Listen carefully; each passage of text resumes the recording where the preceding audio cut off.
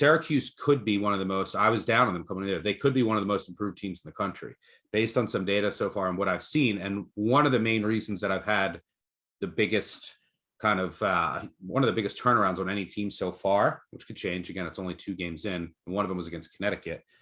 But it's the fact that Schrader looks comfortable throwing the ball.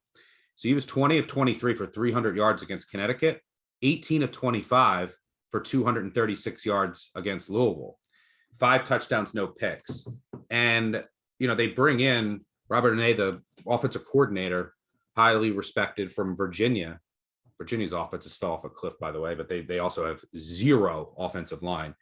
And another guy that they brought in who not many people were talking about is Jason Beck, the quarterbacks coach, who coached Brennan Armstrong. He's coached a number of other high-profile quarterbacks, worked with some NFL quarterbacks, high-respected quarterbacks coach. I was reading this summer that Schrader's mechanics and footwork were exponentially better, and he actually can throw the football now. That was my biggest doubt with this Syracuse offense, that it wasn't going to fit a quarterback who can't throw it. And so far, he's shown a massive improvement, just statistically, what I've watched. So that raises the ceiling of the Syracuse offense so much, because you have one of the best running backs in the country, of a quarterback who can really run it. And the defensive line is held up. That was the biggest question. The back seven's still a concern, but Purdue can't really run the ball.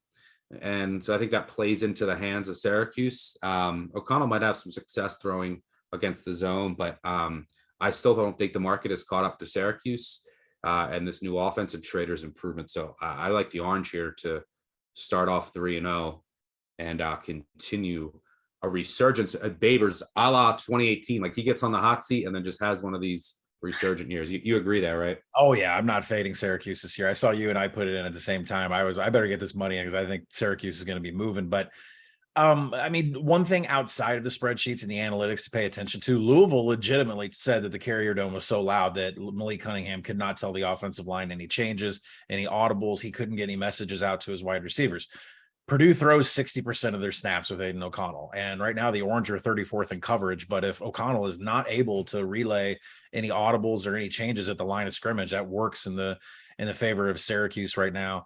And, Syracuse on their offensive side, they run on 63% of downs. And with dark horse Heisman candidate Sean Tucker, who I'm convinced if he was on a playoff contending team would be up there for the Heisman, they're going to be able to run all over Purdue. They're 66th in line yards, which is mid FBS, but that comes against Penn State and Indiana State. And Penn State's not really known for their heavy ground attack. Syracuse is going to stay in standard downs all day. They're going to drain clock.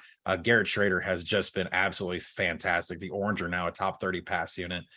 I just don't think that, I think that Louisville complaints about how loud it was in there. I don't think that was a fluke whatsoever. I would not back a heavy passing visitor in that building right now against a very improved Syracuse defense.